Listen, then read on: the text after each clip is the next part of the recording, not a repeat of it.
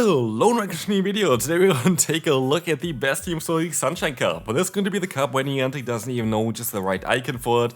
I think this is going to be the right one here. On the website there's a different one. In-game there's this one, so I think it's going to be the one that we're going to have later on for this cup. But yeah, Sunshine Cup is going to be available for one entire week together with the Open Ultra League. And so, yeah, today we're going to take a look at the top teams for this meta. Later on, we're going to also take a look at the Shadow Heatran in a few hours from now. Hopefully when I'm still awake at midnight.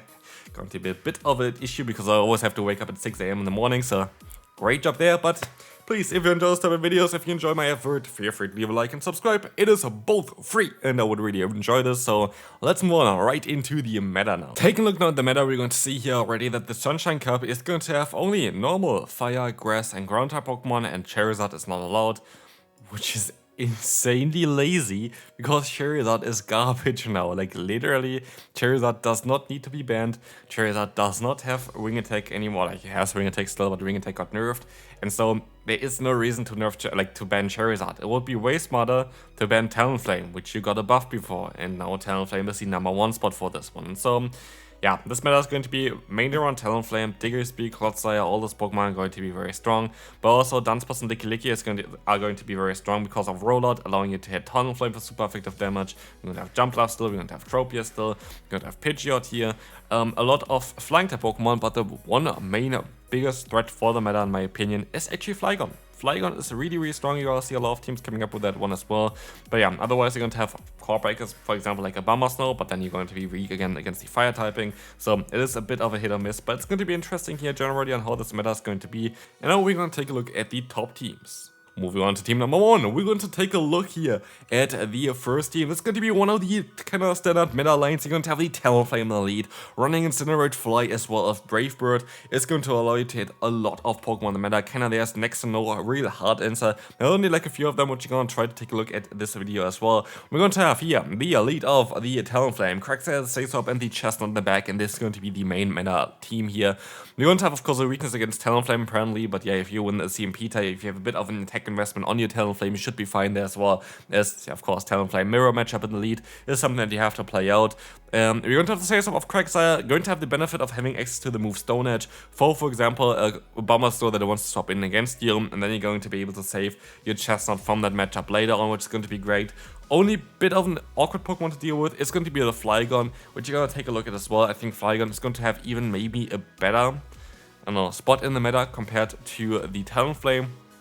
But this is going to be team #1, a very strong option for you already, and we're going to move on to team #2.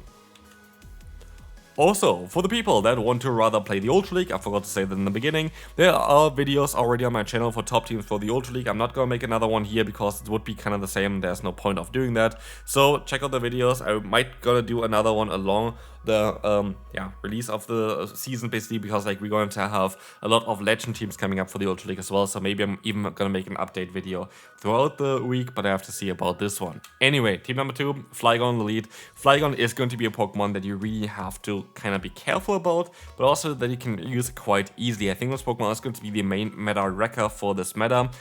And there is a different Pokemon I'm kind of thinking about right now that we could also use on the channel. Maybe stay tuned for that one. But anyway, Flygon going to be a very good Pokemon. Having Dragon Tail, Dragon Claw, as well as the Scorching Sand is going to be great. But the best thing for this Pokemon is the Shadow bonus and Dragon Tail.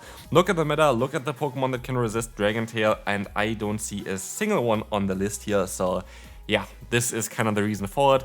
Flygon going to be very strong. And yeah, Talonflame going to be our Sasop here. You could also actually decide to go ahead and go for the Sasop of Marowak here, which I like a lot as well, or the Ninetales, because both of them are going to have also coverage for the ground typing. So for example, you're going to have the Flygon in the lead, and you want to swap out into your Marowak. You might be able to bait out something like the Magcargo, which is going to be also an interesting Pokemon here for this meta, which you're going to take a look at different teams, and then you're going to be able to still punch it with the ground type coverage that you have on those Pokemon. Speaking of Magcargo, let's take a look at team #3. That's one of my personal favorites, to be fair. I like this team a lot more than all of the other ones that we had so far. Chestnut on the lead, Dunsparce, Sasop, Magcargo on the back. It is going to be a very balanced one. So Chestnut looks amazing in the current meta. But as you can see here, basically Dunsparce and Magcargo are covering perfectly the issues that this Pokemon can have. but also Dunsparce is literally, if you could imagine one Pokemon and glue those two Pokemon together here, Magcargo and Chestnut, Dunsparce is literally perfect. Having similar coverage to Magcargo, but a completely different typing allows you to bait out certain Pokemon that you don't want to face, especially with a Magcargo. If you're going to have the Chestnut in the lead, like all the water type Pokemon are mostly like the water ground type Pokemon are mostly gonna swap into you here, and that's going to be so lovely for you. But you also have, of course, coverage for the flying types, which Chestnut is double weak against, and so it's going to be a very good team here. I would really recommend you to try this one out. I think it's going to be one of the best one that you can run. And yeah, we can move on to team number 4. Which is going to be a bit of a more neutral team here. We want to have Clodsire, Ursaring, Terraria. I have to be a bit careful here as well with what I say for the kind of stuff here. I kind of would recommend you to, if you have like basically the lead of the other lead there, basically what's called Diggersby. Diggersby, you might not want to run the Ursaring because of the double fighting type weakness, but there are not really that many fighting type Pokemon around anyway. The one big issue for this matchup basically would be if you encounter a Chestnut lead. It's not too bad for the Clodsire, even though the moveset is kind of walled by it as well. But yeah, for the Diggersby it might be a bit worse if you want to run C-Swap Ursaring if you're going to encounter Chestnut. Otherwise it's going to be very, very good. Staravia, if you can build it, it is a fully XL Pokemon. It is very strong in the current meta, not only here, also in the Open Great League. I'm really trying to get this Pokemon best buddied right now. But yeah, we're gonna move on now to team number 5.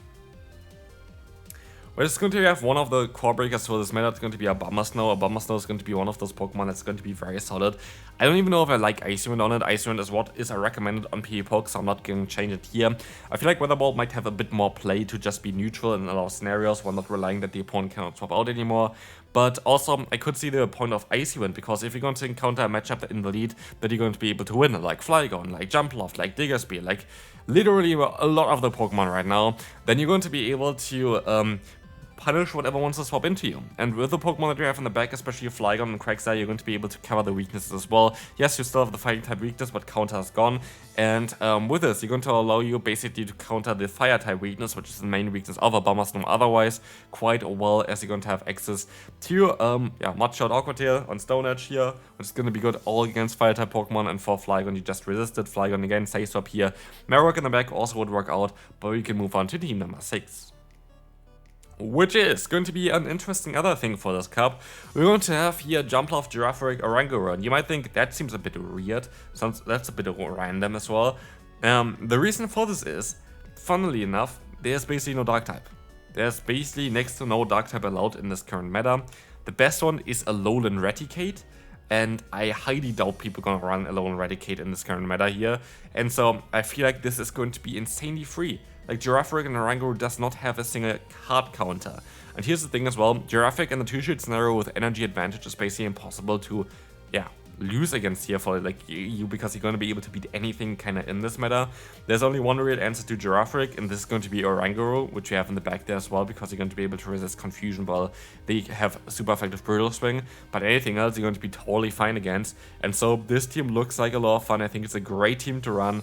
You can also use something like the Magcargo in the lead there as well. But yeah, the backline there I feel like is very, very free right now. We're going to have some more fun teams coming up. Now, the meta is kind of small, so I kind of want to try some funnier buffed Pokemon here. For example, Kecleon. Kecleon, you might think, is a bit of a bad Pokemon, but actually with Sucker Punch and Ice Beam, you're going to have some nice coverage for the current meta, giving you even coverage for the Flygon, and actually the bulk that you have on this Pokemon is quite nice as well. We're going to have Flygon here in the back as well, again, which is going to be ideal. You can also use the Alolan Raticate if you're worried about the confusion users I was talking about before. And this kind of counts the team that we had before, but again, it's going to be, of course, a bit more of a fun one. Main reason for this, there are not a lot of like very creative teams that you can run in this meta. It is quite stale in terms of that. You're going to have a lot of Talonflame, Diggersby, Jumpluff, which you all had already, so we're going to have some more fun teams here coming up later. For example, a team with a Licky as well as the Salazzle. Salazzle is going to be very good in this meta. Serperior is well going to be an interesting shout to try to counter those water and ground type Pokemon mainly, of course. And so that's going to be very good in the 2-shield scenario in the lead, being able to beat nearly everything, to be fair. Licky is a safe swap. I could even see a play where the Solar Beam again would be a very good shot. You saw already Solar Beam several times featured on my channel, and yeah, it's definitely always a lot of fun to run this one, but gives you better matchups against Diggersby, or for example the Quagsire, or for example the Gastrodon, stuff like this. You're going to be able to one-shot, which is kind of cool.